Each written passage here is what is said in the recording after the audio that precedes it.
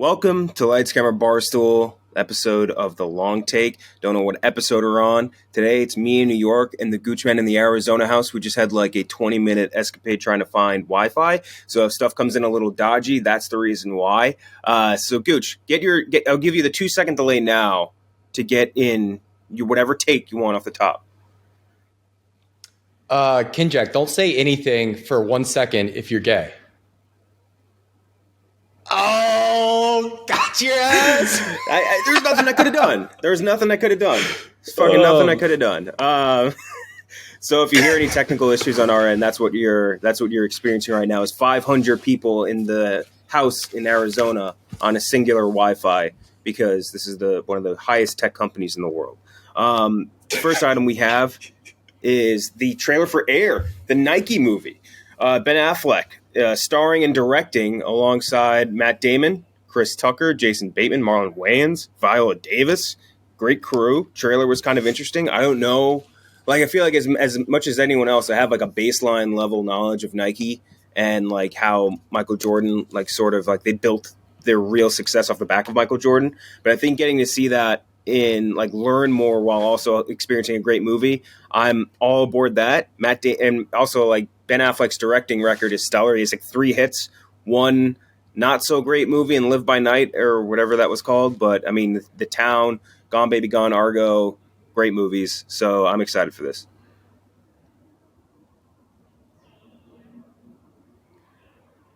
I think my Wi-Fi dropped.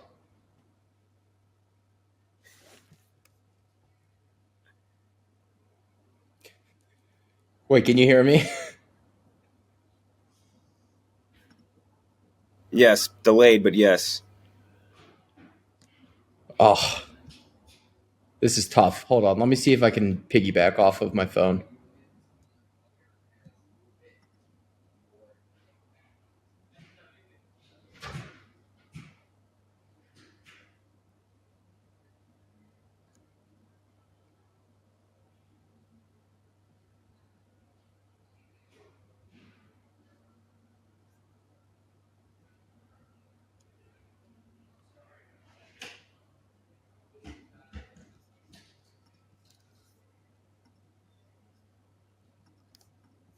All right, can you hear me? Yeah. That's actually a little better. All right, let's try that. You go straight into your thoughts on the Air trailer. My thoughts on this movie are I think it's going to be great. The best sports movies, I think, at least in my opinion, are the movies that don't actually focus on like showing the actual sport because it just doesn't look right. And even if it does look right, all you can think about is like what it actually should look like, which is Michael Jordan playing basketball, which you're not going to be able to recreate with an actor. Like you just can't do it. So like the business behind it is just way more interesting. Like Moneyball, in my opinion, is the best sports movie past 2 decades. And you see like a little baseball, but not really. So I'm excited for this.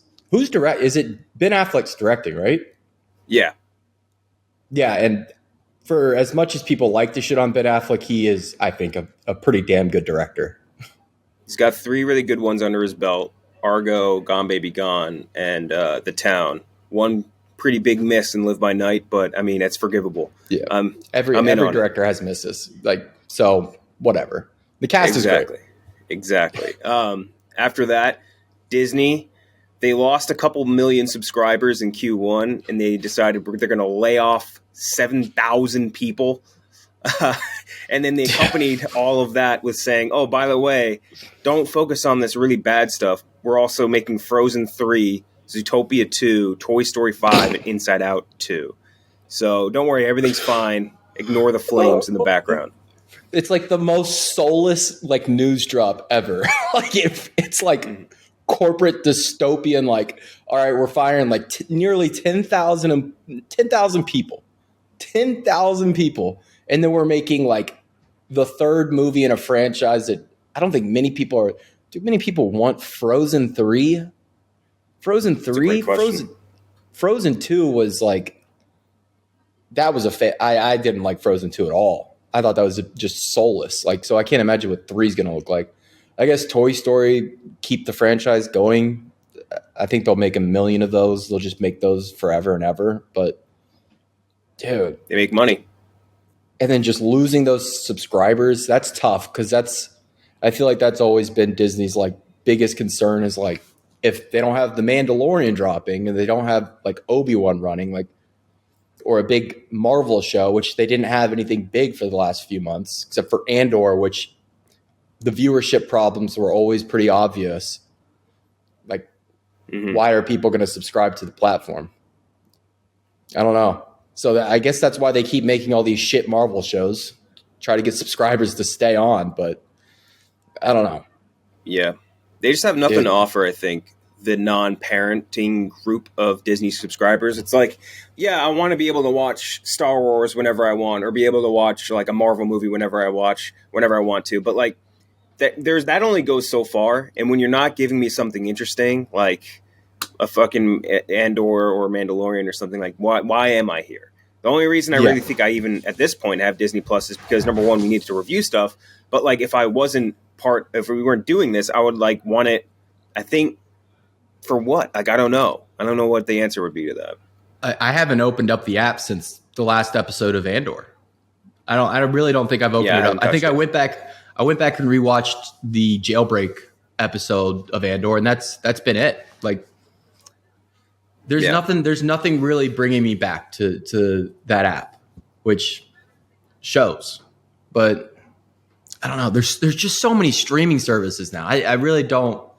I think all the streaming services are going to just continue to like just cycle through subscribers from people just dropping and like picking something up. Like, I bet Peacock was up like, I think 300% year over year, but that's because they just dropped like a big original and they got The Office, but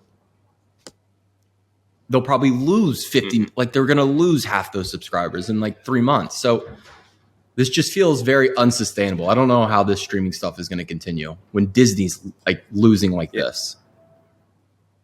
I think the only sustainable model is really, as of right now, HBO Max's, where it's like, hey, we're giving you the best catalog of movies and TVs, which is great, but not like always the strongest incentive to stay a subscriber. But we're also giving you like 1 million incredible originals, all of them premier television that are water cooler talk shows, and like everyone wants to talk about them, social, in person. It doesn't matter. Everyone wants to talk about that shit. No one, Netflix, like, sure, you got Stranger Things, you dump out a shitty 4th season of You or whatever, and like you make Wednesday, but like you don't have anything premiere level.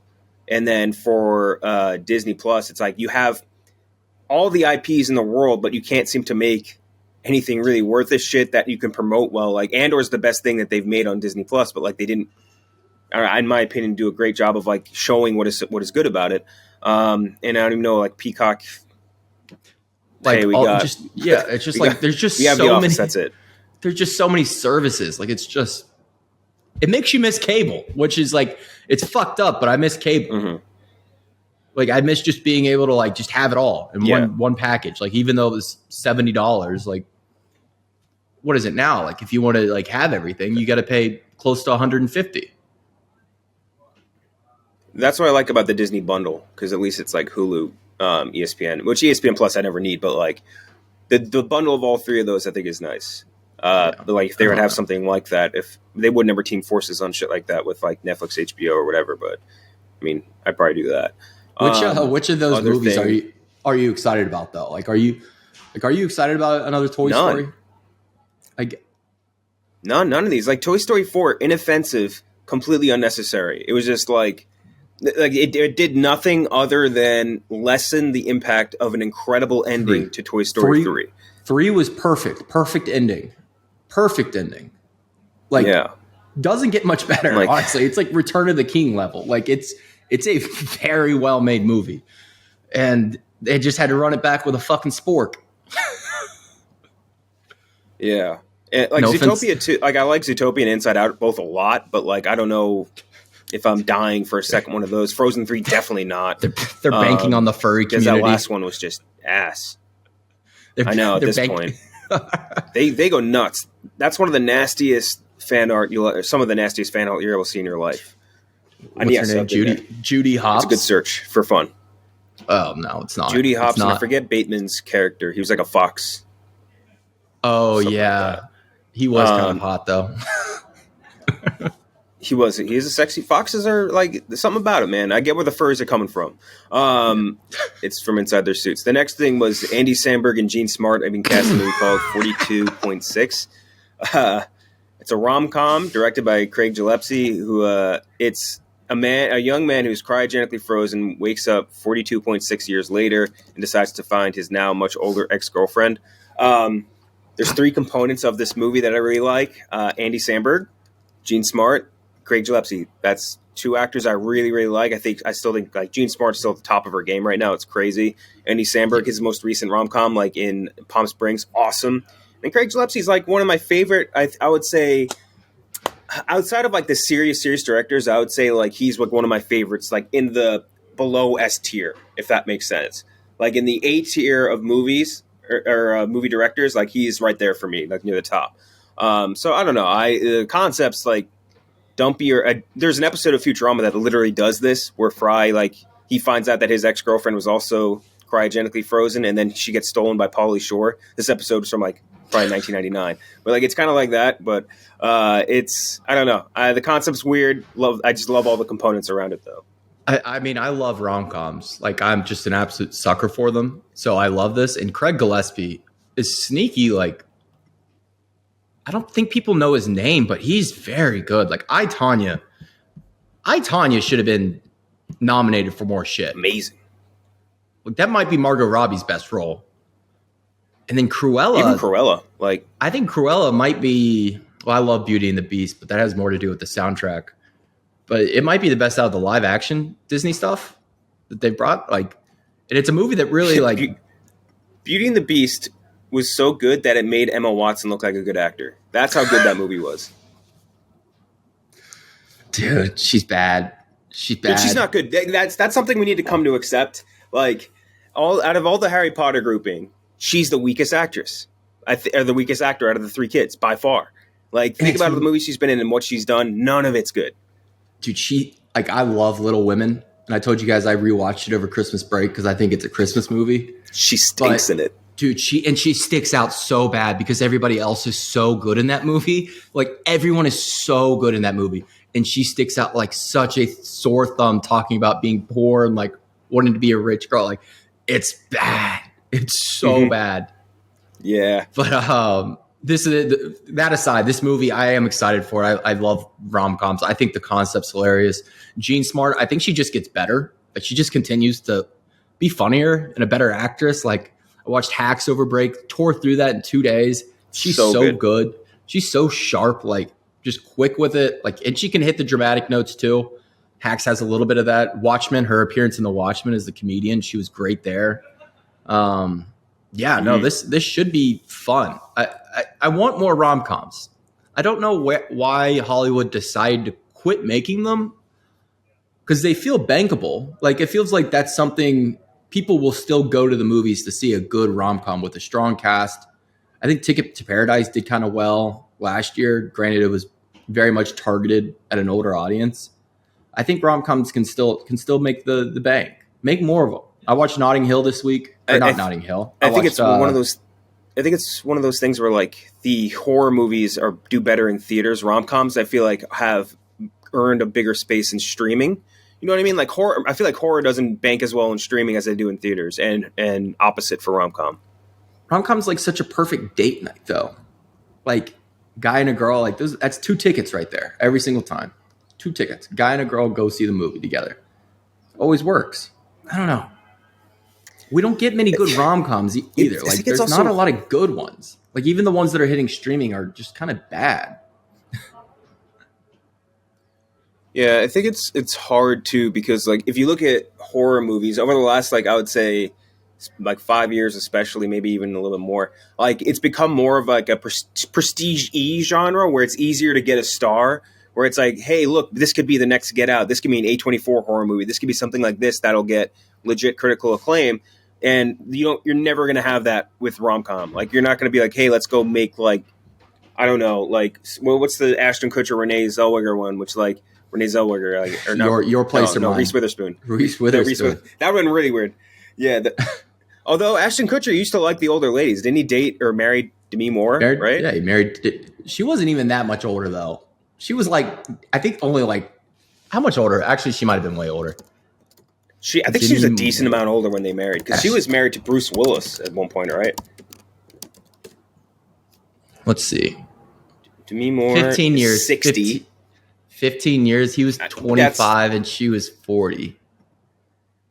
Yeah, I mean he liked the older ladies, to say the least. Who doesn't? But but that's the thing. I think just it's harder to bank or get good actors into those things because you can get a Noah Centineo into a rom-com or whatever, but that doesn't move the needle as much as hey, we got Beau is Afraid with Joaquin Phoenix from Ari Aster. That doesn't. It's hard. I think it's hard to get the crews together for that.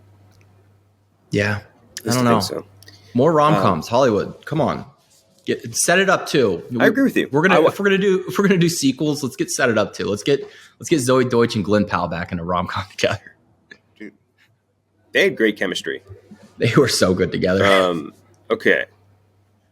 Last thing, Ben Stiller is going to star in a movie adaptation of Three Identical Strangers, which is one of my favorite documentaries. Such a good documentary. So good.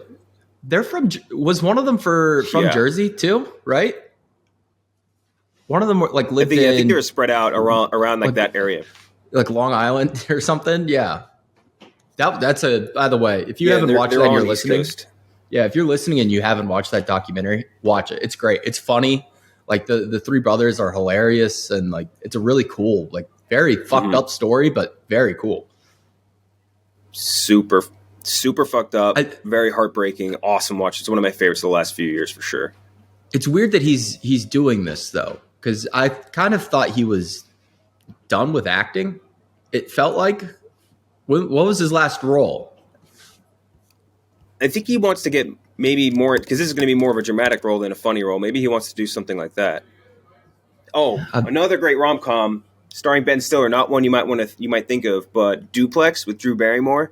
That was a great rom-com. I thought you were going to say Along Came Polly. No, another great one though. But it's one where you wouldn't think of it with him.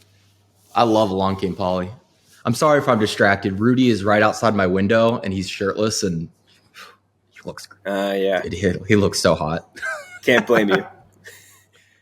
It is kind of weird. I think Ben Stiller's been directing, producing, right? Didn't he directed something recently? Severance, the show. Severance. Well, he did Severance. Yeah, that's right.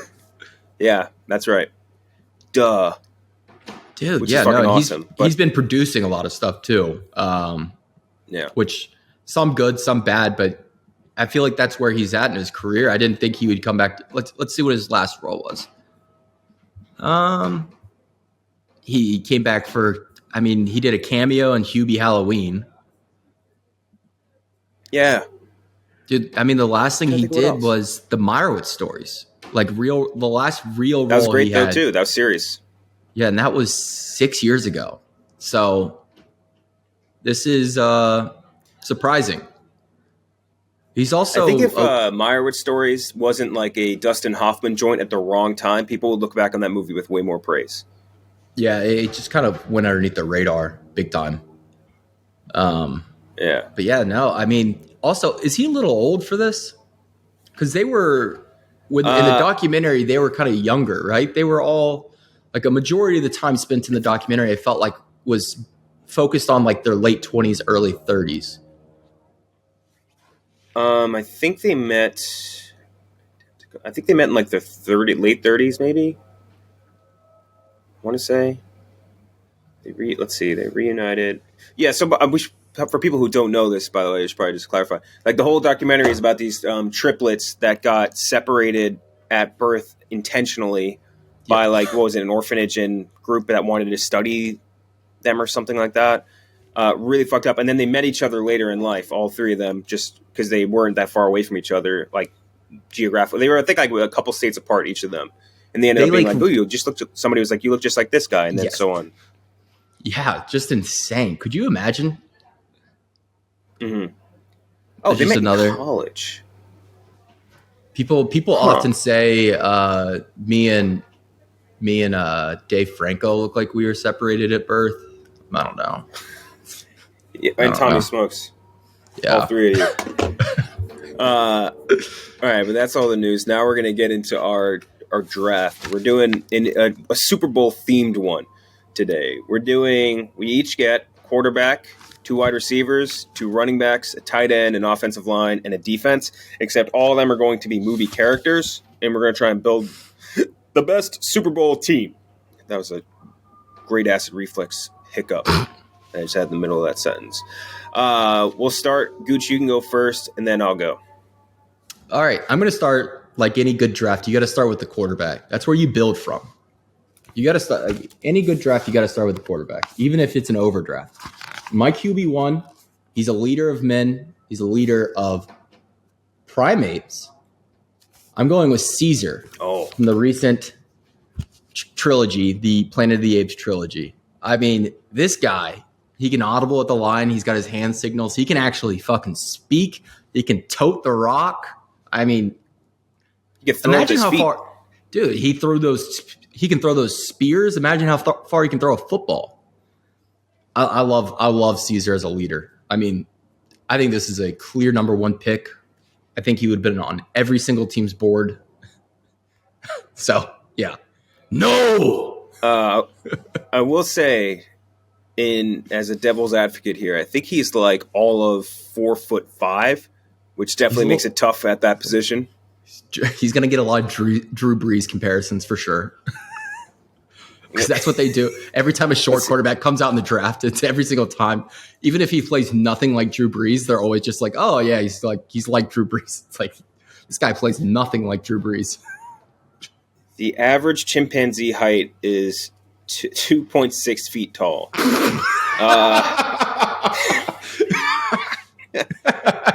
They have a standing height of 4'11", but at their regular pose, that's the hand. That's listen. rough. It's all about the hand size. Let me get the hand size. The hand size is definitely crazy. Their weight is they max out at 150 pounds.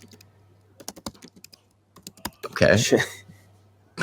Wow, chimpan length. Oh, they got massive. Wait, no, they don't. They got tiny hands.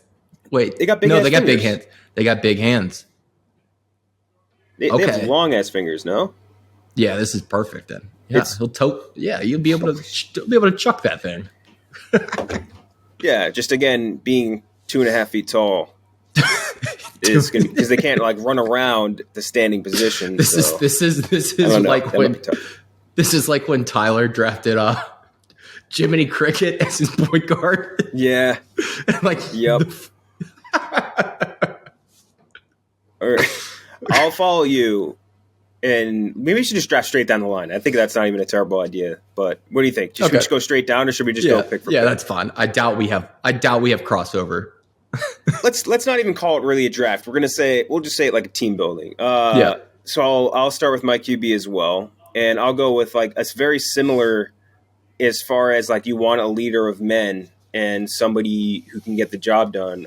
This guy's a little bit different in size than Caesar. Luke Hobbs from the Fast and Furious franchise, 6'4", like 260 pounds.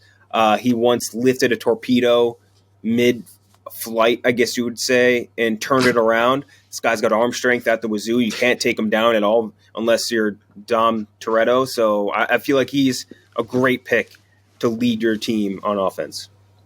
Dude, he also held that, what was it, the helicopter in Hobbs and Shaw when they hook all the cars together, and then he's on the back of the final car, and he's like just holding it like, oh, so stupid. And he's didn't tear a bicep or anything. What country? He's from Samoa. Great island of American football Samoa, players. Yeah. Yes, I mean those guys love football. I like that pick. I do like it. But I mean, yeah, I think he's strong. Could he get into some legal trouble? That's where you guys have to be concerned. Oh, that's true. But he does some sketchy shit. He is the law. He's the definition of he's the world's greatest manhunter for whatever. I forget what he even works for, like DEA or something. Or he works for he's the number one lawman This makes me want And to. that'd be a great nickname too for a quarterback. I'm going to take Tyrese as my defense. That ugly ass forehead. What does he say in that line? That was like a legitimate jab against Tyrese. I think it was something like that. I forget. They hate each other so much. I know. I love it when actors actually hate each other. I know. It makes it so much funner. All right, do I go running back 1 now? Sure. All right. Running back 1. This guy, he's fast, and he can run for days. He won't get tired in the fourth quarter. In fact, I think when the fourth quarter rolls around, he'll be running even faster. And that's Ethan Hunt. Because when the time crunch comes on, nobody can run like him. He's got straightaway speed, granted. I don't see him move laterally well. I've never seen him make a turn while he's running. But if you get him just running straight, like a Chris Johnson type, straight line maybe speed. just throw it out to the flats, let him catch it, and just go up the sideline. I like it. Also very small. So I think my average height now, Caesar was 4'11". My average height on my team is like 4'6" now. See, I had him as a wide receiver because I was like, he'd be a great slot guy. He'd be Tyreek, basically. Like I'd throw him straight in there. And I don't know. What's Wes Welker? So basically, yeah. Danny Amendola. That's a great pick. It would also screws my fucking wide receiver pick. I didn't think we'd Stokely. I didn't think we'd have any crossover. I mean, that's two of the fastest guys. So I feel like both of them had to be on our lists. All right, I'll start with my running back, and I'm calling him a running back fullback combo. Arnold Schwarzenegger as Dutch in Predator. And, we play the Browns. At least we have someone that can deal with Predators. That's something we can always use in any future matchups. Schwarzenegger as Dutch is one of the strongest. He's not on this one, so we can shit talk as much as we want. But his pure strength, when he does that handshake with Carl Weathers and like their biceps pop out, that is one of the strongest anyone's ever looked on screen. And I think that he would be who is that? Toby Gerhardt. He'd be my Toby Gerhardt that one year that he was actually kind of good from the Jaguars. And have him just plowing through people, every line getting destroyed. He's also, much like Luke Hobbs, a hunter of sorts, although he does hostage rescue, not hunting down criminals. But I think he's an all-time amazing physique and somebody you do not want to get in front of. It'd be like running into Derrick Henry. You don't want to touch that dude. I wonder if like Arnold Schwarzenegger could have actually played football. Like, I don't know, because like his stamina as a bodybuilder, I don't know what it's like. You know what I mean? Like, how often could he do sprints over and over and over? Dude, that's a great pick. He's so big. I love that. Massive man. And the Predator. Oh my gosh. Plenty of those in the NFL. Plenty of those. Exactly. Especially in the team on the Browns. Cleveland. Yeah. All right, moving forward. My running back 2, also fast. Very fast. She can, in fact, outrun one of the fastest land predators that's ever existed. She outran a Tyrannosaurus Rex, and that's Bryce Dallas Howard from Jurassic World. To outrun a Tyrannosaurus Rex, you have to be running at least 40 miles per hour. She did that in heels. So imagine if you put her in you put her in some Nike Vapors. I can't imagine what she's going to do on turf. So yeah, and she's got, great set of hips on her. Yeah, she's got the what do you call it, the pedigree too. She could definitely bust through a hole. That's for sure. So yeah, Bryce Dallas Howard. Also, great running back name. Honestly, that's a good running back name. Like, if that was like a dude's that's name, her middle name though. If it was hyphenated Dallas Howard, then yes. But I feel like the fact that's her middle name makes it harder. Like, you know what I mean? Do you think Ron Howard thought he was having a boy and he's like, this guy's going to be such a sick athlete. I'm going to name him Bryce Dallas Howard and just Bryce mommy law firm too. Yeah. But yeah, Bryce Dallas Howard. And Jarvis Green Ellis, what a great fucking name he had. Dude, I loved him on the Bengals. He never fumbled. I remember that. He just like literally, I think he fumbled once over like 700 snaps at one point. It was insane. There's 700 carries. So he was Bengals then Patriots, right? I'm not reversing that. He ended with Patriots. I want to say. Actually, I think he went No, I'm Patriots questioning it. Bengals. Did he really? Burkhead went Bengals and Patriots, and Corey Dillon went Bengals and Patriots. Let's see. Oh, you're right. It was Patriots then Bengals. Yeah. Why do I only remember him as a Bengal though? I can only think of that. That's crazy. I would have bet a lot on him being a Bengal first, and he was only there for a year. That's crazy. Yeah. Okay, but Ben Jarvis, Green Ellis. Instead, you get Bryce Dallas Howard. It's not a terrible pick. Okay, so for running back, I will go with somebody who I'm actually going to be seeing later tonight. Adonis Creed, specifically from Creed 2. Wait, you're seeing Creed 3 tonight? Seeing Creed, yeah. What? In IMAX. Wait, does it release today? Or is this just a screener? No, it's like a screening. Me and Robbie Fox are going to it. That's sick. What the fuck? If you're listening to this, you already see my social reaction, I would assume, unless the embargo's still up. But I'm taking Adonis Creed, and specifically in Creed 2, because in Creed 2, he was insanely jacked. Just an insanely strong human being. He's got the stamina of a boxer, so he can just take basically infinite carries. I just feel like he's a guy also with a really great pedigree, coming from his dad, also a great boxer. Just one of those dudes, freak machine. He's got the speed, he's got the stamina, and I think he'd be a great 1-2 combo with Arnold Schwarzenegger. I mean, also just can outrun those little dirt bikes that everybody in Philly rides. I mean, he's fast. We talked about it on the bracket. He has the perfect physique. Like, there's not a person with a better body in the world. Like, he's not a bodybuilder, so he's not like overly bulked, but he's just fucking jacked and like lean. Like, good lord. And he played football, and he was in fucking Friday Night Lights. He was. Yeah, so that's a good pick. He's got everything you want. And also, can you imagine if our fictional, or at least my fictional team, was a Philly team? Like, they would rally behind this guy like nobody else. It would be incredible. Yeah, you do get you get to play Dreams and Nightmares in the locker room, which is like, exactly. Well, we're talking like Las Vegas probably gives you like 1.5 points if you get to play that in the locker room beforehand. Like, yep. Oh yeah.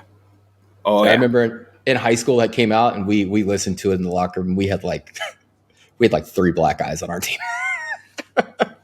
So it's just a bunch of white guys listening to Meek Mill. My senior year, I was like the president of our grade, but I really was like just so checked out that like I didn't want to be involved with any of that shit. So like the student council people were dealing with like what our senior slogan would be. What the fuck was the name of the song? Hold on, I need to double check. So, okay, I was right on when I thought I was. They made our senior slogan. Not 2 sneezes. It was, you're at the top when only heaven's right above it. Yeah. By right above Lil Wayne, because that came out like before our senior year. So everyone our senior year was wearing these shirts. It was like our colors, and on the back, just so you're at the top and only heaven's right above it. Our school is like 90% white people, and it just bumping this fucking Lil Wayne song. That was embarrassing, and I still regret that, and I wish we made something different, but tough scene. Whatever. High school, who gives a shit? Mm-hmm. Are we? That was tough. Wide receivers. All right, wide receiver 1. This is my only pick of a player that actually played a sport in the movie they were in, but they had sure hands, or should I say a sure mouth, and the team rallied behind him, and that is Air Bud from Air Bud 2. One of the all-time receivers I've ever seen on screen. Also, just the funniest clips from any movie. I don't know if you've seen that, like just the breakdown of him playing football. It's so funny every single time, like just catching the ball, like, people just tackling each other, like they couldn't catch him. So Air Bud, and he's just cute. He's just cute, which is a big, like, if you have a golden retriever by you, you feel better. You just do. You feel better. Put the team at ease. I like Bud. There's a point golden when I was writing down my the dumbest dogs on earth. They're very stupid. Very stupid. That's what's so lovable about them, though. And like, yeah, exactly. See, it's just like they're the most adorable dog on earth. Just dumb as bricks. But that's where it kind of comes into play, where like you figure out what type of player you are if you can hit stick a golden retriever to stop him from catching a ball. You know what I mean? Like that's also a big concern with receivers is they talk too much. They're divas at points. I don't see that being a problem with a golden retriever. He's not gonna. I can just imagine your like Air Bud tweeting like the lion only sleeps with the tigers in the nighttime. Like every wide receiver tweets the most cryptic bullshit. You know what I mean? Like he's sitting out. He's sitting out the LeBron. Weirdest and dumbest shit. He's sending out the LeBron tweets like I guess it's me. I guess it's just me. I guess I'm the problem. What did he say? The warrior sings while the monk delights. Or they say like they tweet the dumbest shit. It's so tweet funny. out the Ethan Hunt, or it's not Ethan Hunt's thing, but the Storm Knox and the warrior answers, whatever. Yeah, it's so stupid. The Air Bud. No one will ask if he has. No one will ask if he has the dog in him. He'll always be like, I think, a guy no one wants to run up against. His route tree is probably crazy. It is. It's probably insane. You don't know what he's gonna do. Yeah, literally, nobody does. And your 2'4" fucking quarterback won't have that much trouble trying to find him down the field because he's the only one that's not a human. Yeah, I guess my average height, obviously. My team is so short at this point. How tall is Bryce Dallas Howard? Can't be 5'8". I would guess.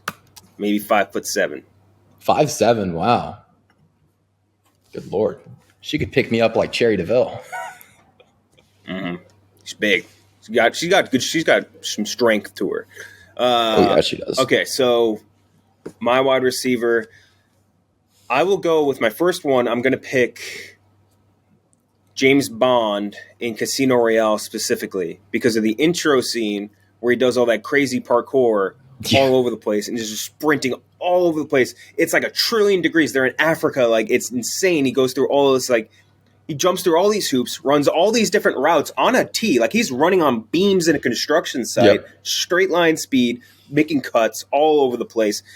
Daniel Craig is probably like, I would imagine like 5'10" max, but like he's a guy where I have him like next to my other player. I think he's going to make a really good compliment. I think he's going to be a dude that you don't want to go up against. He's crafty. He'll have all sorts of weird gadgets like sticky tack or whatever from M or Q rather. He'll have a lot of cool shit going on. And I think he's a speedy guy. And he's also a womanizer, which makes him very cool, obviously. Yeah, and he can take a hit. As displayed in that movie. That's all he does. Doesn't even need a cup. God, that movie was such a function of its time. Like that opening scene. Like, because parkour was just so hot in the streets. And they were like, all right, we're going to put some fucking parkour right off the bat in this movie. 20 minutes of it. Mm-hmm. I love that movie, but good Lord, there's so much parkour. A lot in that opening scene. And then he's making all these cuts and everything. I'm very interested in the idea of wide receiver 1, Daniel Craig as James Bond. He's also younger there before he got banged up. Injury, you got to worry about he may not make it to a second contract. Injury concerns by the third movie. So people got so mad at me. He's going to get thrown to almost exclusively over the middle. He's going to get banged up. I did one of those movie brackets the other day, and I put Skyfall like all the way to the finals, and people got so fucking mad. And I was like, dude, when was the last time you watched Skyfall? It's an amazing movie. It's like it's the gold standard in my opinion for James Bond. But yeah, no, that's a good pick. I like that, especially considering his the parkour stuff. He really is like he's got great feet, great hands, all on display there. In fact, did you see they're thinking about getting rid of the combine, or there's like former players pushing to get rid of it, which I hope they don't. Why?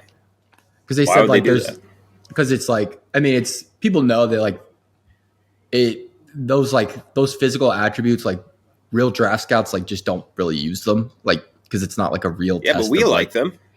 Yeah, I love watching the combine. I think it's awesome. Like to brag about the guy we just drafted, like fucking ran a 4.2. Like, yeah. You know what I love? I love those little circles, and they do like and they have like the little like attributes going each way to show like their physical, like they'll have like the strength, speed, 4-cone, 3-cone, like all that shit. And you get to see like, especially if it's like maxed out in every direction. I love those little charts. Yeah. Yeah. Exactly. No, But that's what they should replace the combine with. Just have them do like parkour course. I'd be all in. Your second wide receiver. My second wide receiver, another guy that can't talk, which I like out of my wide receivers. I don't want divas.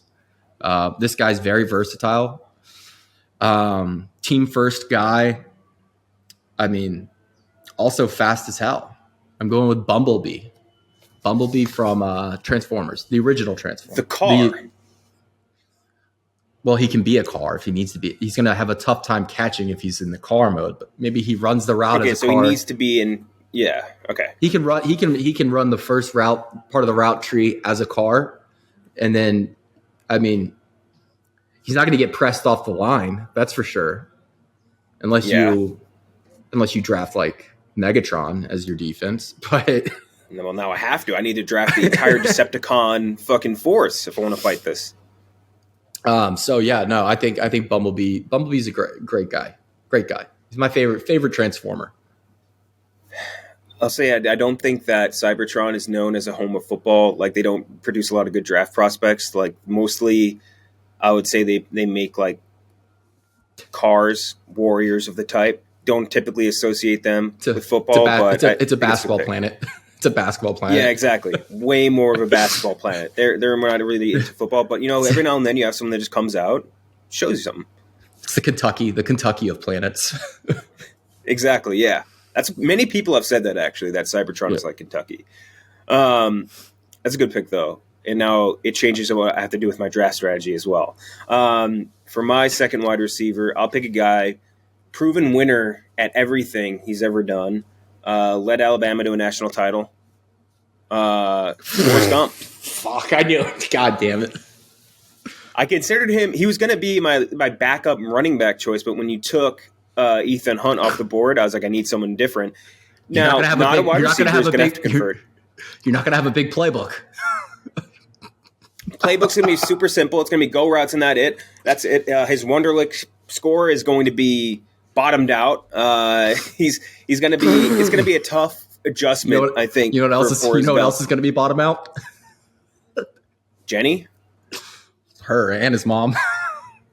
Yeah, he potentially might have AIDS from Jenny, but at the same time, I feel like I'm drafting him post Alabama, so we're getting like a young, fresh, no Vietnam Forrest Gump. He's a two-sport athlete, can play ping pong.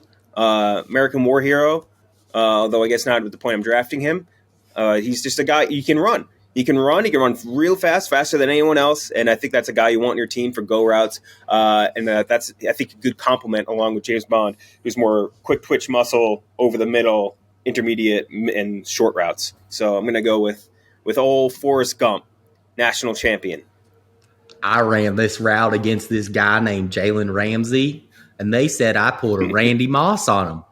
But I know nothing about Moss. I thought they were talking about the plant.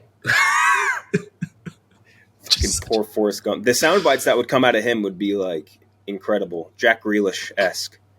Oh my gosh. Forrest. Yeah, that tight fucking end. Movie.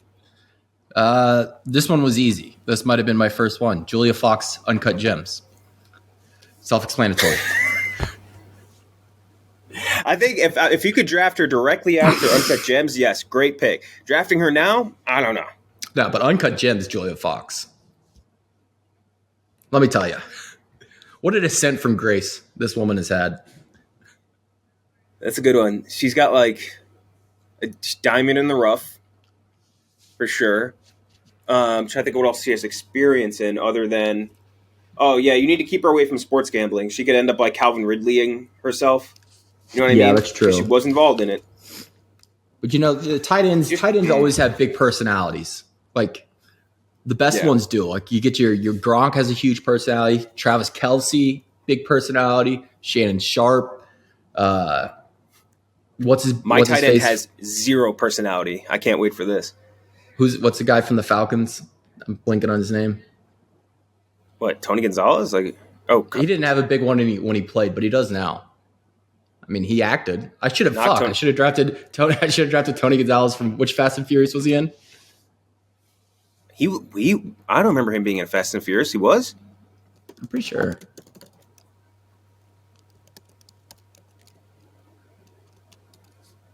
So it's fast. Oh, it's coming up. It's got an IMDb for it. Oh, he was in Triple X: The Return of Xander Cage. Triple X. That's what he was in. Sorry. Yeah, and the bad Triple X too.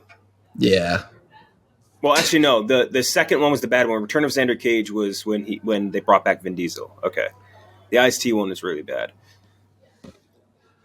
Yeah, but I think that's a solid pick for mine. I'm going with the tight end with. Yeah, I'm going with the tight end with arguably zero personality, but all of the physical tools you need to be a great tight end. He's tall. He's 8'11". He has, I think, a good understanding of football, good understanding of family, which like family is football, as they always tell us. Yes. He spent a couple years off world, but I think he could come back without a hitch, and that's Jake Sully. Jake Sully is my tight end. 8'11", can run like the wind, can jump. There is nobody on that you have that could even come close to stopping him in the red zone, in the middle, doesn't matter. Anywhere you throw it, you just got to throw it high, and Jake Sully's coming down with it. He doesn't even need to jump. He's already got it. Fuck, dude, how did I not think of that? God damn it. Dude, he's the biggest team. He's the biggest team guy too. Like Sully stick together. That's just, oh my God, he's going to be unstoppable. Yeah. Oh my gosh, they need to show like in the next Avatar. I hope it's 4 hours long, and I hope they show like some sort of Navi sport. Well, they did. What's her name played basketball in the first one, so like, why not just have Jake Sully teach the avatars how to use play football? I don't see why not. Yeah, so they're sports aware. Exactly. Damn, I love that pick. And he might have already played football. He might have already played football because I mean he was just a idiot jarhead human. Yeah. Yeah. I think it's a great pick. I think it was my favorite pick, and I was just praying that it didn't get taken. By the way, have you seen that account of the girl becoming Na'vi? Have you ever seen that account? No. Oh my God. We got to stop. Is it a person that's doing like plastic surgery to try and become Na'vi? It's almost worse than that. It's this girl, and she's just so fucking obsessed with Avatar and all of her pictures. Like, you gotta see this one. She like puts I'm looking at it now. Yeah. Dude, it is so funny. It's just, if you're listening, it's just called Becoming Na'vi on Instagram. I follow her. And she just posts the most unhinged like photoshops of like her as a Na'vi or her with her Na'vi, like doing like just random stuff. Like her Na'vi will be wearing like joggers with her and like they're working out together. Like, and I just see she recreated her wedding photo with her and her husband as Na'vi. She did the one with her daughter. Like it's so strange. I have someone like this that's obsessed with the movie Titanic. He owns, I think, 500 copies of Titanic on VHS. She did one of James Cameron. Oh, just fucking. It's It's weird because like that. I think this is what James Cameron wanted, though. He wanted people to be into this to the degree that they are photoshopping their kid into a Na'vi. Do you think I could pay her to do a picture of me? I don't know if she's using like some AI art tool or physically like doing it on Photoshop, but that would be hard. She says no. She says in her bio, no AI. So it's going to cost you a pretty penny then to make that. I think I'm going to put in a request just to see how much it would actually be. I'll put in a request, and I'm going to ask her if she can do a full life-size portrait. She has the price up front. Dave Portnoy. I want her to make Dave Portnoy as a life-size Na'vi, and then I'll give it to him as a gift. All right, for a full-body avatar, it is $230 to $247. Why the $7? Why the $7 difference? $240 to $247. You said, right? $230 to $247. Oh, okay. I was like, why $7? But still, it's still not. It's a weird range to have. Yeah. Oh, but anyway, offensive line time.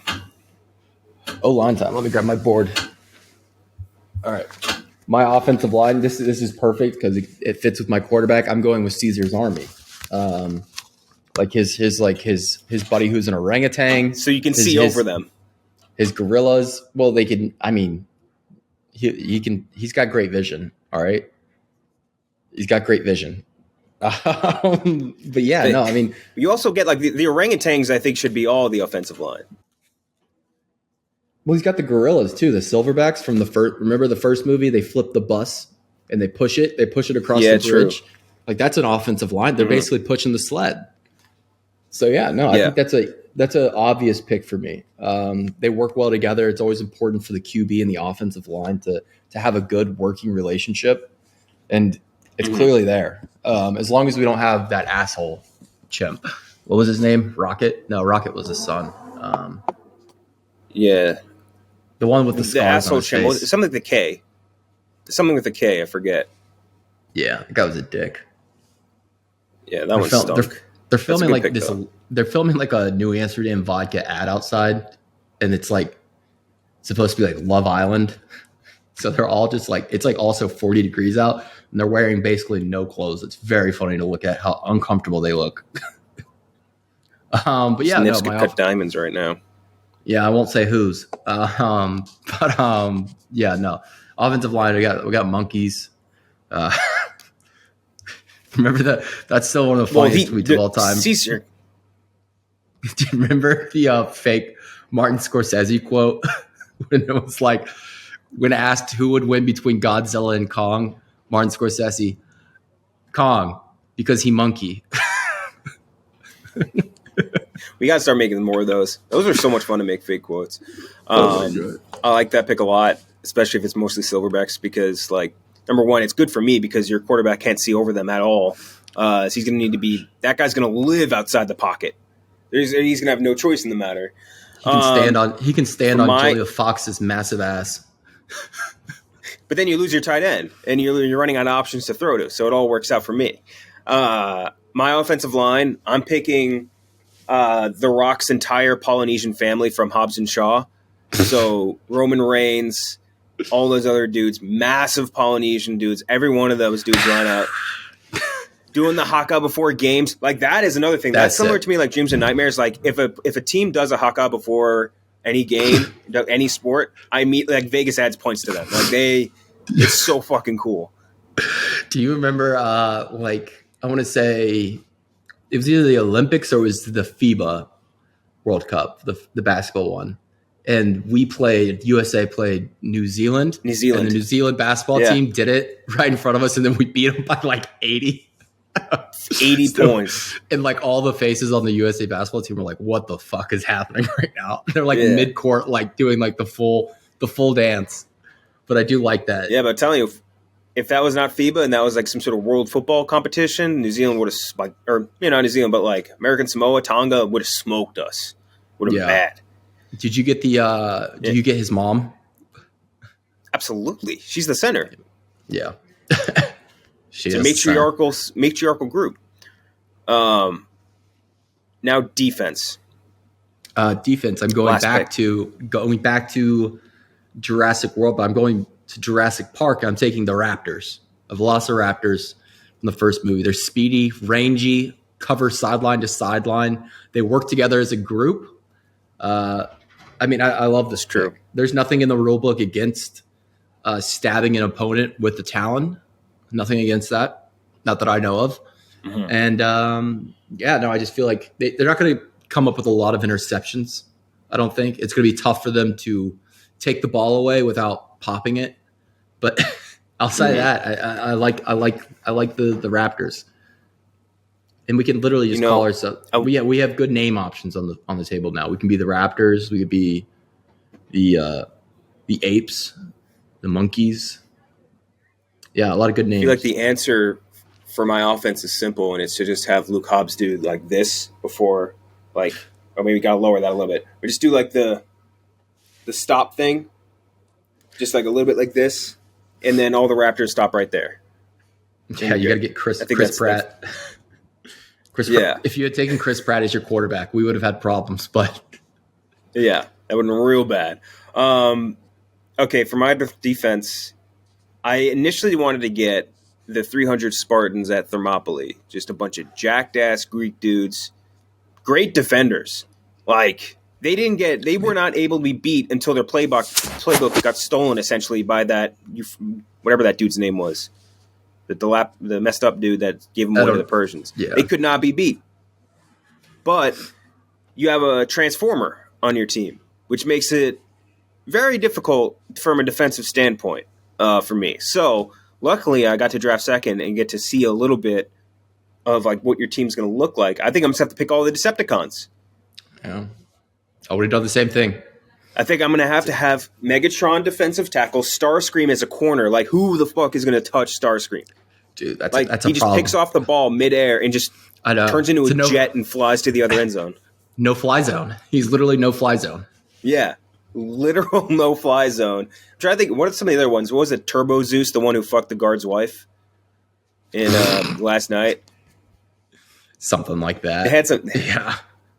But Starscream, by the way, the coolest Transformer, in my opinion. Yeah, I used to have. That's like was my favorite. One of my favorite toys growing up was I had a Starscream Transformer. You transform. You like took a while. Took a second to like put all the pieces, like fold them together and then open them back up. But God, that was a cool toy. Turned into like Starscream, Shockwave, Soundwave. Yeah, I think they changed the model up as they went along. Let's see, Astro Train, Tidal Wave. That's kind of cool. Overlord, that's awesome. Bludgeon, imagine that. Like you have to go over the middle versus a linebacker called Bludgeon. That's a fucking transformer turning into a Kia Soul. Like you're not touching that. Shockwave, Cyclonus, Caesar the Eighth found dead on the field, ran over by a Toyota Prius. By a Toyota Prius that turned into a Decepticon. Okay, so that's our teams. I didn't write them down for yours, or I only have like mine that I had picked already. Yeah, so just send them to one me. by one. What was your full team? I got Caesar at quarterback, Ethan Hunt running back 1, Bryce Dallas Howard running back 2, Air Bud wide receiver 1, Bumblebee wide receiver 2. My O-line, Caesar's army of orangutans and gorillas. And then my defense are the Raptors. All right, and I got Luke Hobbs at quarterback, Ethan Hunt and James Bond as wide receivers, Arnold Schwarzenegger and Adonis Creed as my running backs, Jake Sully at tight end, the Rock's Polynesian family from Hobson Shaw as my O-line, and then the Decepticons as my defense, or my entire defense. And that's it. I think we have good teams. It's going to be an interesting Me missing on fucking Jake Sully is like, oh my God. I'm trying to like find the right comparison for it. It's tough. It's like Patrick Mahomes falling to 13. It's gonna kill me. It's tough for my franchise to. I really hate that. Come back from that, yeah. All right, so that's our draft, and that's the episode. I got 7% battery left, so we're gonna jet out of here. But we'll be back on Monday or Tuesday with a new episode. We'll have the full house back, and everything like that. Yeah, a lot of Super Bowl stuff. If you're watching this. Exactly. We'll have a lot of Super Bowl stuff. And go listen to the last episode of the bracket too. Very funny. Very funny. All right. Great episode of the bracket with the Out and About boys. But we'll see you next time.